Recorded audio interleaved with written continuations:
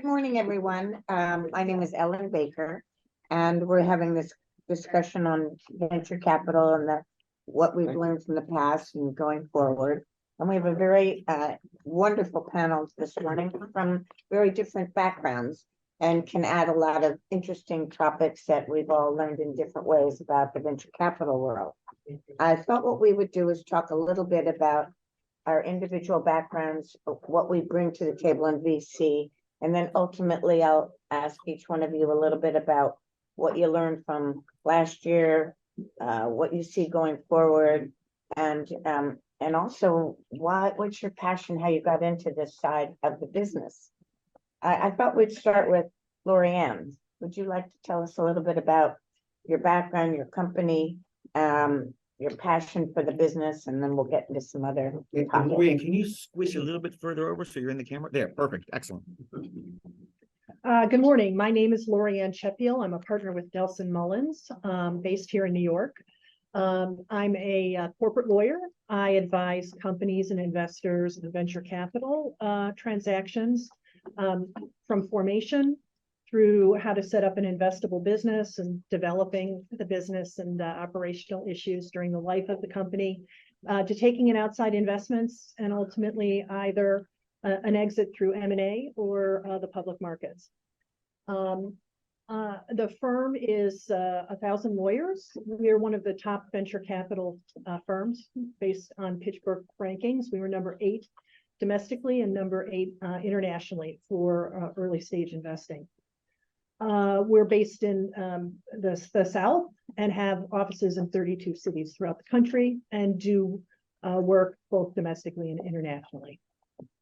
As far as how I got into this, is that what we're talking about first? Well, about a little bit about your background and what inspired you to get into the venture. Sure. So I started as a corporate M&A lawyer at Skadden back during the go-go days, and over the course of the next few decades found myself drawn to innovation and technology, in particular here in New York, working for financial institutions in the first go around of fintech, as I like to think of it, when a lot of the financial institutions were seeding through consortium investments various competitors to the traditional trading markets.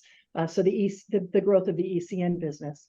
And then, of course, after 2008, 2009, fintech as we know it started to develop as many people left or were caused to leave the financial institutions and started to see how innovation can help really improve the financial system and financial markets. So that's a real passion of mine and something that I've been working on for quite some time, both on the technology side as well as generally.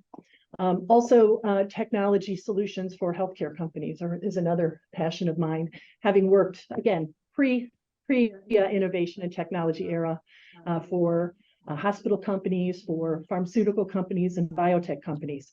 And now seeing how they can, and their businesses and their services can be improved by technology is something that's a real passion for me. Thank you. Aditya, excuse me, you want to tell us a little bit about your background, which is fascinating, and what you involved in the venture capital world, and what inspired you to be in this position? Absolutely. And great panel. Thanks for the opportunity to speak with all of you. I run an early stage fund, BatVC.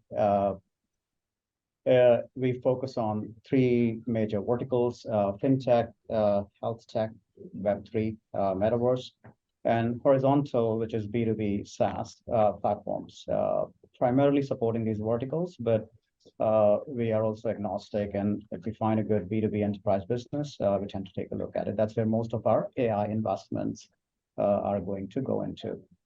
But in terms of what excited me, I tell this to my wife, I had a good career, and I'm guilty of successfully removing 2 zeros from my salary. So there had to be good reason to do so, and that sort of falls in for me in 3 buckets. One is, am I solving a problem that I'm really excited about to be able to commit that crime of killing money? The second is, can I make an impact in an industry that is so old and is filled with such amazing funds and fund managers? And third is, am I, along with other GPs, are we the right team to do it? Well, when we think of the problem, I think what excites me about why we are into this business is, I mean, think of it this way. I think we have heard about VC funds that only 2 or 3% of the companies generate return for the entire industry in any year. 90% of the startups fail. 50-60% of the VC funds don't return any money, or 0 to 1% return for the investors. And we're kind of getting used to that because we somehow have believed that is the cost of taking risk in this industry. Having founded a company myself, I was like, that it doesn't have to be that way. And can we do something about it to change it? I think that's where the research in terms of why these companies fail, and number one reason, in addition to many others, is the lack of achieving product market fit, which is where the go-to-market strategy, strategic thinking, and all of those come into play. And we have these amazing tech founders focus on product, critical piece, which is the product market fit. We thought, okay, that's a good problem to solve. Then we think of what if we make an impact? What will that do? Now imagine, I mean, VC and private equity the last few years have generated tremendous returns. And if we can invert the triangle, forget about inverting the triangle, that's our North Star, which is 90% of our companies should succeed versus the other way. Let's say we improve the performance by 20%, 10%. I think that will increase significant returns for the industry. And if we are able to create a framework that enables those returns, then that sort of giving back to the industry, hopefully some of the other funds can follow that. My background has been in entrepreneurship. I founded a company in 2012 for that strategy consulting. And I've led corporate strategy for Yahoo, run P&Ls. So I think in my view, those are the signals and various pieces that allow us to bring speed and agility, which is what the founders understand. Bit of strategic experimentation versus let's throw things on the wall and see what sticks in the name of experimentation, and just helping them commercially from the buyer perspective, that what these companies look for when they give startups a chance to put their product as part of their ecosystem. What are the complexities? Just helping them understand that so that they also see it from the perspective of these large companies who are doing POCs.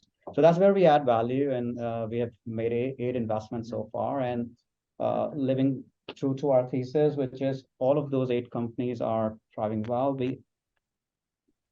Fingers crossed, 3 of our companies can potentially become unicorns. That means at this point, they're at 250 million plus valuations. So we're kind of proving the thesis of why we started the fund and how we run it. Excellent. Thank you, Aditya. And B, you also have a legal background, but you also have a military background.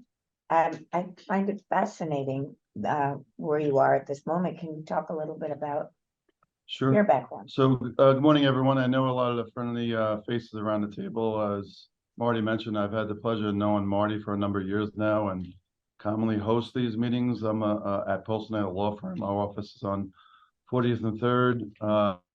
Like Lorianne, I've been practicing law my entire career. I was a partner at Jones Day Law Firm, which many may know. It's a big-time law firm. It represents the Fortune 50, Fortune 100 companies. I was there for 11 years, last 6 as a partner. And we were doing deals all around the world. I represented Saudi Aramco, Purdue Pharmaceutical, for better or worse, J&J, Cardinal Health. And it was just a lot of deal structure where I call it, we were on the buy side. So we were buying the companies. When I turned 50, which is unbelievable, 7 years ago, now I'm getting old. You look much younger. Yeah, thank you. Yeah, when I turned 50, I said I really enjoyed my work, but I wanted to go to the sell side. So I joined Polsinelli, main offices in Kansas City. When I joined the New York office, we had 12 attorneys. Now we're up to 65 and 1,000 attorneys in 23 offices. But what happened when I currently represent 30 or 40 or so plus startups, anybody in this room, investors, founders, know that when you represent startups, there's always an urgent need for capital. So I had the very, very, very good fortune of meeting people like Marty and others. And I started hosting family office investor meetings and started working with investors. And I would bring in work, we would set up funds, and then with those, my SEC group will set up the funds, and then we'll work on investments for startups coming out of universities and so on. So although my expertise is on the IP and the patent side, the value proposition for most companies in the technology, so that's what I don't look at a company just from the IP, the patents. I have to look at it holistically. As Lorianne said, you have to look at the deal structure, the corporate side, to bring in the corporate team. We try to bring in the venture capital from anywhere, and I can get into this more later, some work we're doing internationally. And then just as Ellen mentioned, at several meetings that we've hosted in the past, Marty's been gracious enough. I was in the United States Navy, went to a military school, and now I serve as an advisor to DARPA.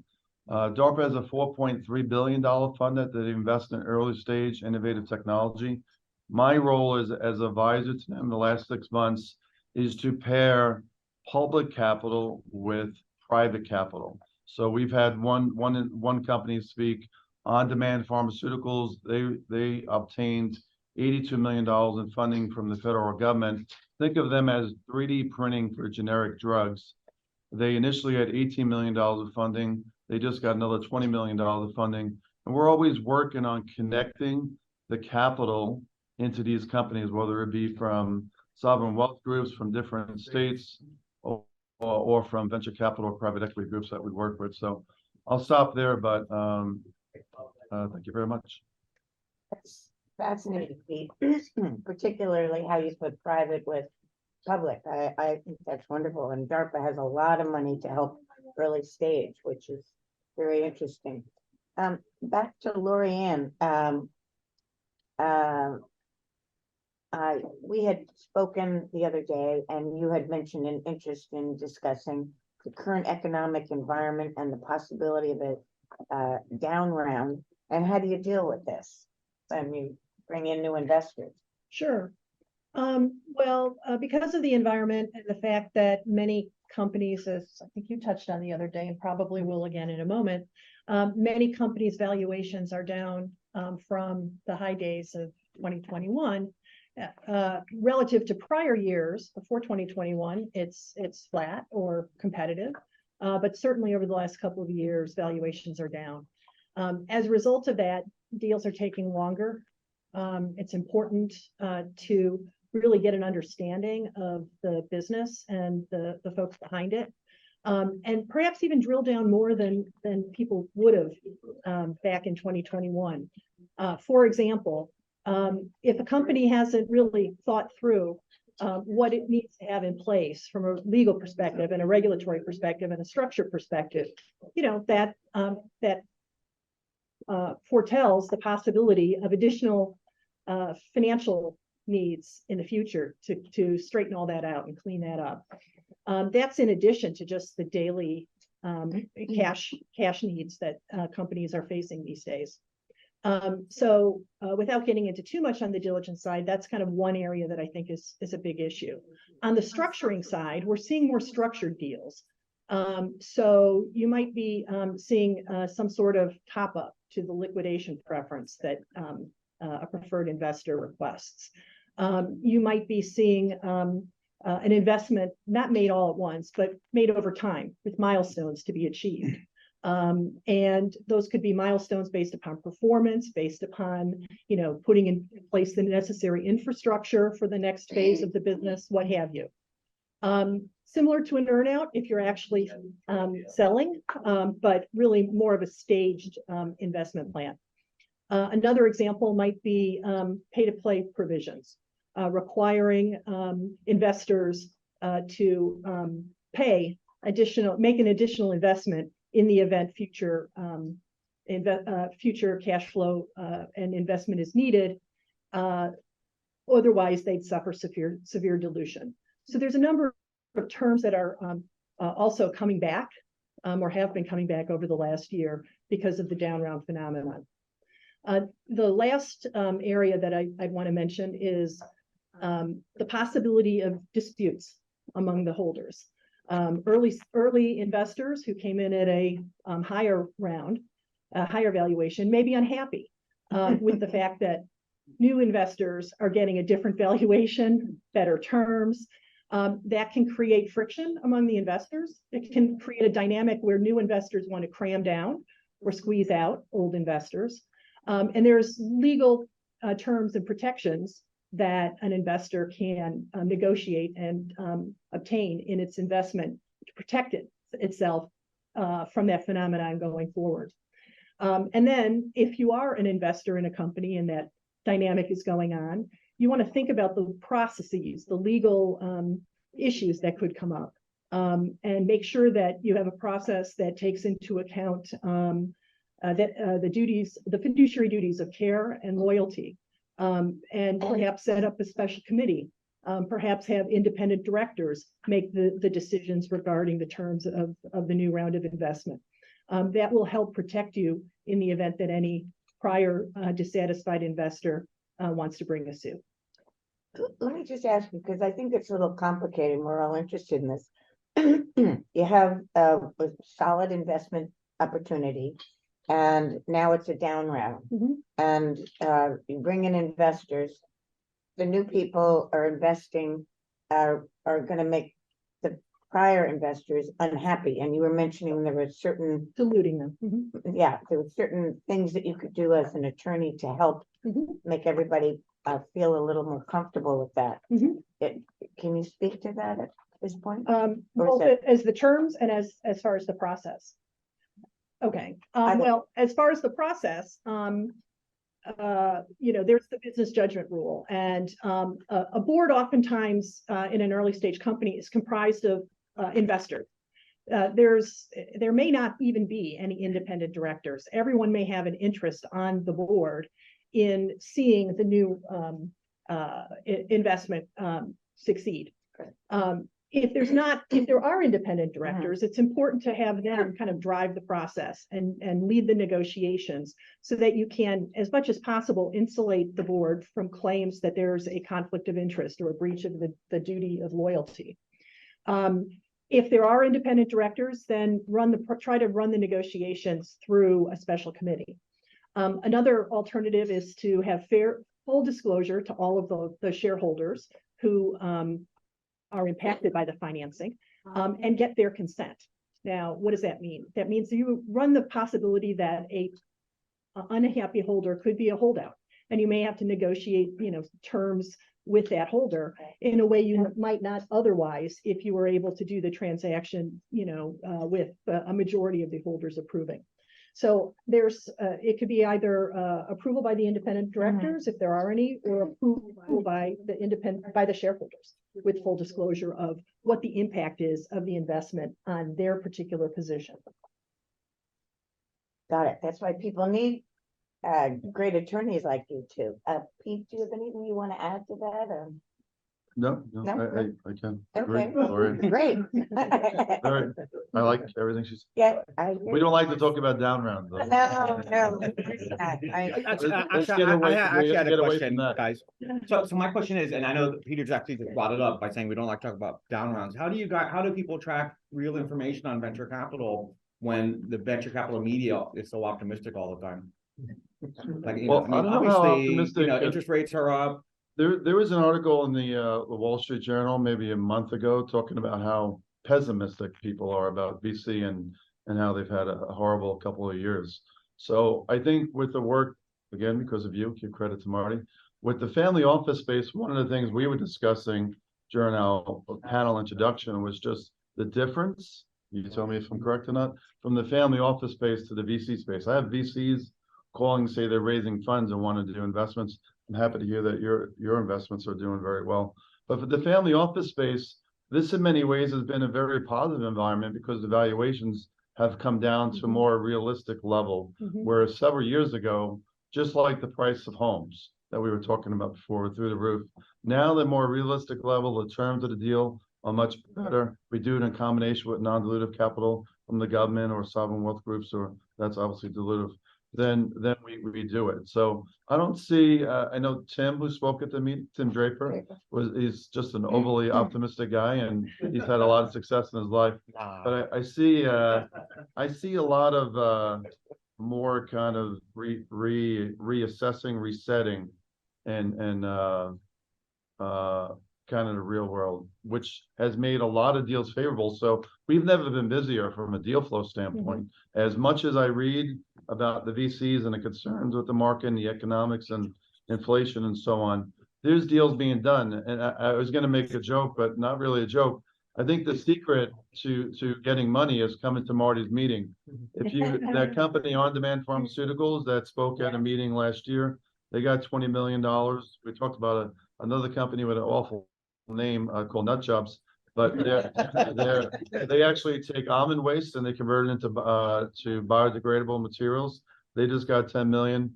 At the last meeting I held in my office, we had this kinetic energy drink, which is ketone-based energy drink. They're just getting 4 million. So we see, you know, I could throw out a lot of company names. If you look at a company out of Utah called Disgenics, everybody's sitting today, lower back problems. This is regenerative disc medicine that they've raised 75 million. They're in process of raising another 50 million, gotten 35 million already committed. So we see a lot of deal flow, a lot of money. Yeah, I still think it comes down to the people, right? Because that guy from On Demand is a superstar. Right? Yeah. Well, and to just amplify one point, so early stage deals are pretty much holding their own. There's still a lot of activity there for seed and Series A. I think it's the later stages where you have the growth equity and typically want to see an exit through public markets, which is pretty dry right now. That's really holding down the sense of the venture market. So as you said, I think there's a lot of activity there, particularly if you want to get in on the early stage or ground floor. I'd like to ask Aditya. Yes. Your comment about the reason why VC opportunities fail because they don't achieve product market fit. I'd like an explanation to that, because that to me is a managerial issue. Management didn't assess properly the market it was entering, and then didn't provide the proper channels or distribution network in order to achieve, market saturation. So there's got to be a reason for that. And the reason comes back to something was missing initially when the evaluation and the money came into the management team to then be able to go out and achieve its goals. The goals weren't going to be achievable. Therefore, the model was wrong. No, it's a fair question. So product market fit, depending on who you talk to, it comes between the seed stage and the Series A. When you're about to raise Series A, you should have achieved product market fit, which means the niche set of customers buying your product and repeat buys. There's a proven. It's hard to hear you. I'll speak loud. Speak up, yeah. So what happens is, again, based on our experience, is most of the startups are trained either by accelerators or some of the other companies to say, hey, you go and do this POC with whoever is buying it, and then you tend to sort of build on the revenue versus actually thinking about the customer and the enterprise problems. So they go down the hole when they raise this pre-seed or seed money to start solving problems for a client that may not be the eventual customer. And they realize that they are making the mistake of not targeting the right set of customers with the right set of need, with the right value proposition, like 6 to 9 months or 12 months into the round. What happens is you are then 6 months away from raising Series A or you're dead. Now you are talking to investors who are evaluating you on a whole different set of metrics, which is, okay, how many customers do you have? Are they the right kind of customers? Repeat buys, all of those things, if they are down, that means you're not close to achieving product market fit, hence the down rounds, hence not able to raise money, hence the failures. So I think that is, in my view, the single biggest reason why and we are training them. And now I'm part of the industry. most of the VCs and again, I respect this industry, is run by spreadsheets. And we have these benchmarks. And we tell people month over month growth, 30%. And that's when you know that but that forces the founder to focus on a whole set of outcome metrics that has nothing to do with establishing the commercial business. And I think when we talk to our companies, that is what we are trying to tell them. Build the business to last. Think like building a business versus constantly in this startup mode, which is pants on fire and you're testing, seeing what sticks in the name of experimentation. I still come back, it's a managerial issue, Yep. because they're focused on getting the money when they're not really ready. Because when I go into a business situation, the first thing I want to do is evaluate the model, the management team, and whether that model can be achieved. Forget about the money. You're not gonna get the right money from anybody who knows what they're doing for a situation that the model doesn't match the potential outcome. You can tell that becomes very obvious very quickly. Right. We always look at the management team from earliest success. Predictive analytics it's not a certainty, but having that experience for future success is really critical, even if they fail. But the first time founders, we always want to support them. But if you've done it 10 times, you've been down the block a few times, that management team gets better. It's not just a core management team. Who's on your team, namely the board, who's on your advisor team. Well, the ability of the management team to scale itself is another issue, because Scale is VCs will tell you very quickly, a management team, certain management teams can go to a certain level, and then of course. you can't delegate, they're lacking some skill, and they're not growing with the opportunity. Yeah, there's a 100%. high This is also improvisation the need industry. for management teams, especially in startups, right? You have to Can be you able say to that again? improvise. What, Marty? You What? have to be able to improvise. Yeah, but the needs at the pre-seed stage, like 0 to 1, as we call it, is very different from the skill set that is needed to scale the business. Most founders find it very difficult to give away the control. They would rather drive their company to the ground and say, I learned a lot, right? And on to the second startup if they're able to raise the money. And I think it's our job, which we are not doing effectively as an industry, to tell them what's coming as you take growth capital. It's no different than minor league and major league. But We have to prepare them to take the growth capital and deploy it. But I think to Marty's point, real quick, the ability to pivot for any startup is critical. If anybody's, just to the gentleman said about product market fit, I love reading as many startup books as I can. So I recommend the book, The Founders. It's about what they don't like to be called, but the PayPal mafia. If you look back, actually Elon Musk, extremely successful and so on, but he wanted PayPal to be a whole financial institution. It was Peter Thiel, it was the management team that said, let's just focus on payments. And many people don't know this. I was surprised to learn it. Elon Musk actually got fired as CEO, still remained the largest shareholder there, but that ability to pivot based on the product market fit and what the product is dictating is a key element. There's also a second saying about successful entrepreneurs, which is that if you had a successful exit, why would you ever go back to a VC? So that's food for thought. Well, I also think the industry that the company is in makes a difference. So to actually play credibly, even as an early stage company in health tech, in fintech, you have to have been in the industry. You can't just be somebody sitting on the sofa saying, how do I get my pizza delivered to me more quickly? You know, you have to understand there's a payment process, there's regulatory issues and so forth. And so if you're investing there, I think you've got probably a management team that has a better understanding of market and can more closely have that I'm part of more market fit. interested, when I evaluate management, I'm more interested in seeing the diversity of situations that they've had to deal with rather than having industry experience. That's secondary to me, because the diversity of a sign of diversity or the ability to adapt to adversity, not just diversity, adversity. Right.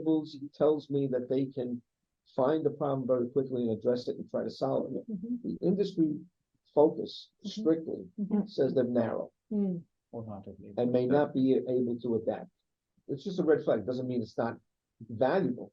I'm just saying I would like somebody with industry experience and then multiple industry experience. I'm industry agnostic.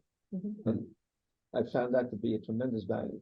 Yeah, we tell them the industry experience could be, you can buy that from experts, you can hire someone. That's But, exactly right. but the ability to react and react to adversity, is something that you can teach. Either you have it or you don't. And that's the biggest decision that we end up making when we look at the teams that, and by asking questions and putting them in situations, is just twisting questions in a way. If they get frustrated answering our questions, there's no way they're listening to the customer, right? To Marty's point, whenever we helping clients connect them to capital and so on, it's always smart capital. If you read this well-known book, Secrets of Sand Hill Road, about A16Z, and they do much more than just giving you $1 million. You can normally get, for the founders in the room, you can normally get someone to write a check. But to bring that marketing, that expertise, that, hey, we've been down this road before, watch this, see the pothole. We are in New York, so see the pothole. We've been there. That's almost as invaluable. So that company, that kinetic company, the energy drink, one of the companies that's putting $1 million in, has significant amount of marketing experience and everything on social media that's going to help them with the marketing distribution. That's almost as valuable as the money. A great example of that is Ron Conway said the reason why Google went to him as the first investor was because they had invested in Yahoo and they wanted to be acquired by Yahoo. Right. Mhm. Smart. Thank God they did not. Aditya, I was wondering, you mentioned to me that you have about 8 companies and all of them have gotten to be about 5X. Can you tell us a little bit about your selection process in them and what they look like and? Yeah, no, it's a great question. In terms of the selection process, we look at 4 buckets, which most funds do. With they call them differently. It's team, market, product, and finance. But what we do slightly differently is we have broken down the due diligence process into 3 components. One is the product market fit assessment. The second is market mapping. And the third is the traditional DD process about the people and other things that everyone looks at. I think what we are able to do after screening, everyone does well. It's a strategic fit for the fund. That's what our LPs want to invest in, high market, good product, and so forth. The product market fit assessment, we look at roughly around 50 odd variables that we model. When we interview them, when we ask questions, we are able to assess or assign probabilities of success and assess different path of success for that company and achieving product market fit.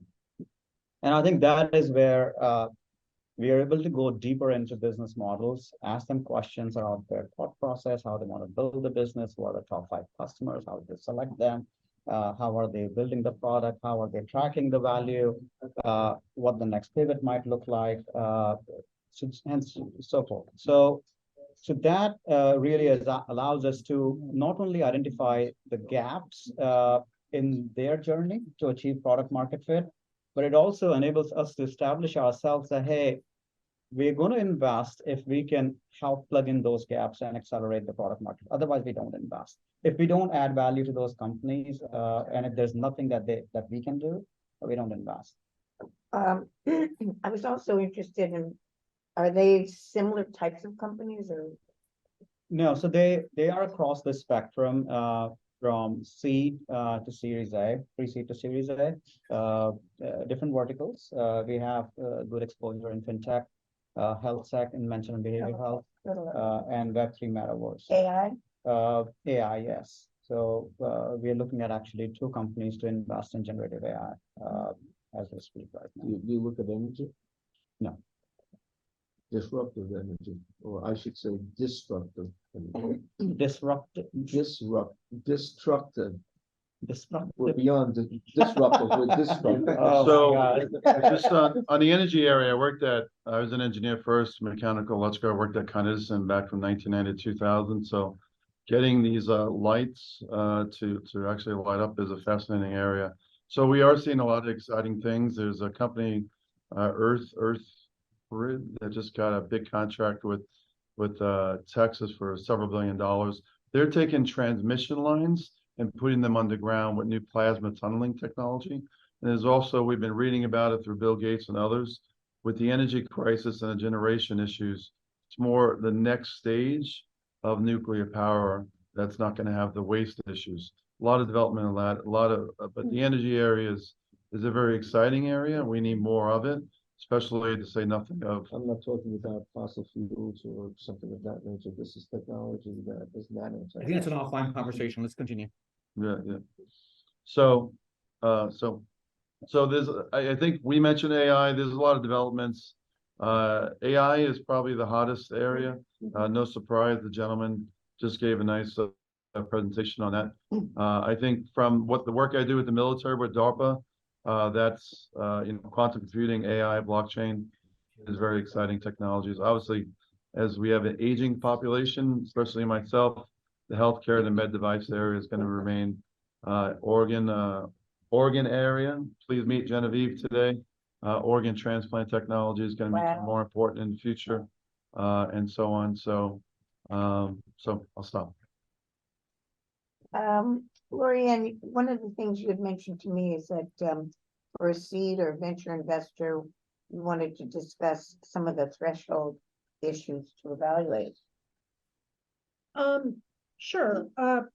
From the perspective of making an investment or an acquisition of an early stage company, in addition to the points that the gentleman's been making about the management, some flags about their management style, their attention to detail, their understanding of building a business will include the stuff that you may not consider part of your diligence, but the legal diligence. Have they been maintaining their capitalization and they're issuing their shares properly? Have they structured an entity that makes sense? How are they issuing options to their employees? Are they following the employment laws? Have they paid attention to their IP? Are they properly protecting their IP with their employees when they go out and talk about it? In addition to, if they're able, registering or seeking a patent protection and so forth. Those are issues that a lot of investors put on the back burner when they make an investment, but they can really tell you a lot about the business and about the management.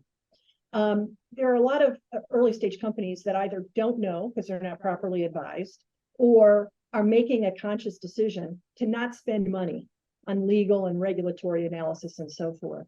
And in a lot of industries, even in consumer industries, there are regulations that affect whether or not they will have a successful product, whether there's a market out there for it. And some companies that I've worked with in the past few years have had really good deals on the table, but they decided, consciously or not, to put these issues on the back burner. And then when an investment opportunity came along or an acquisition came along, they were back on their heels. One example is a really terrific med tech company, international business that I worked with last year and sold in December. They basically made a conscious decision not to really address any of the national or international privacy issues that were inherent in their business. They thought that was a good bet. Well, they took a $12 million acquisition that was going to be $10 million up front and $2 million on a 1-year earnout on the back end, and it flipped. Why did it flip? Well, the valuation wasn't really solid because all of the expenses, all of the costs that go into building the business that was valued at $12 million hadn't been expended yet. So they needed to be expended after the investment was made. They were lucky they had an investment at all, but what happened was they sold it for next to nothing. The main founder did not retire. And then everybody basically had to spend the next year doing what they should have done since the beginning. So penny wise and pound foolish.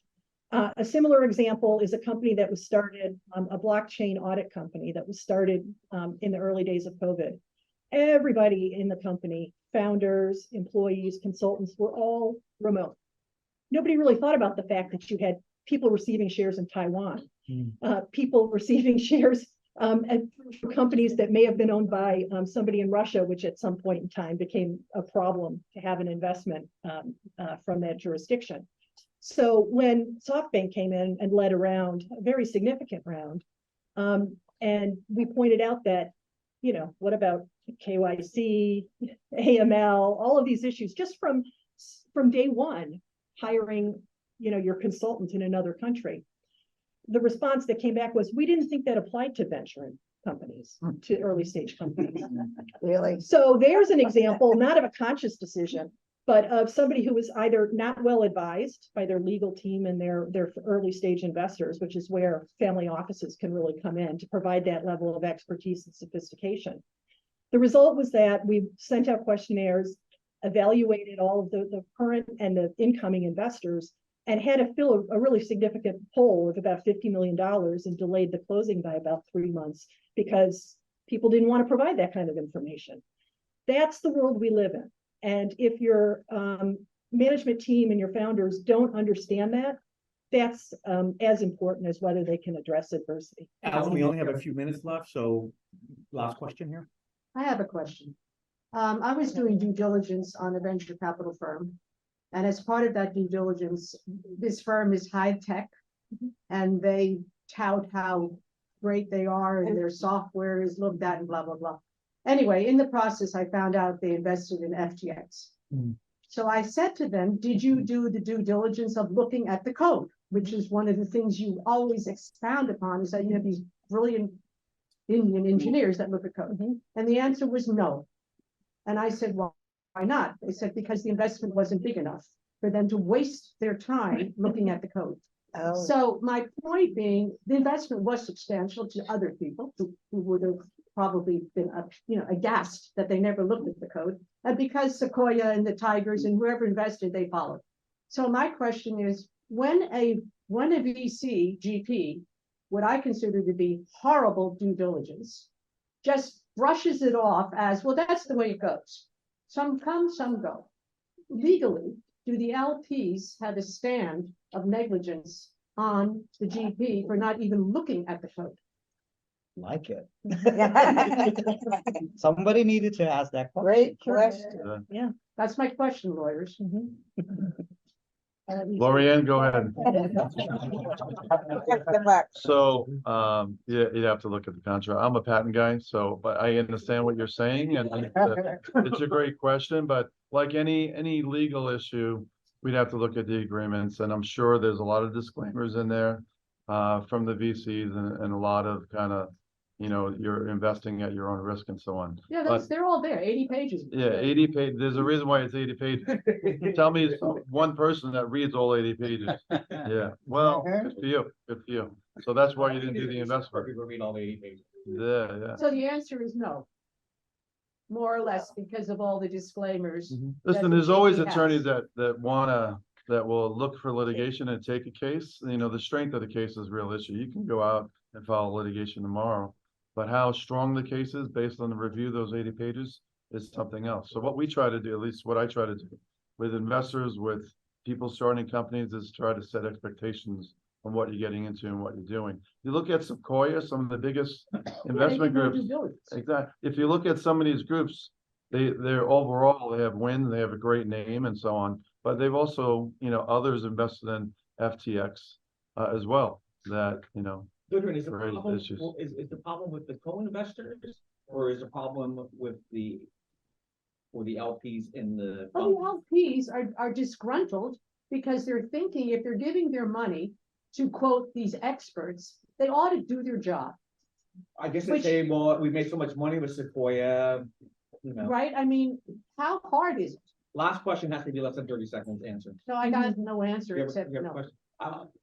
Well, this you go to four years of law school and you come out and you take a bar exam, but a lot of the issues depend on what the contracts say. There you So go. for me to give you an answer that says I think they're guilty, they have all the ironclad agreement, so. yeah. I was gonna ask, isn't the SEC, given what you mentioned about the FTX and Sequoia, is getting more involved in the private equity, venture capital, new due diligence process?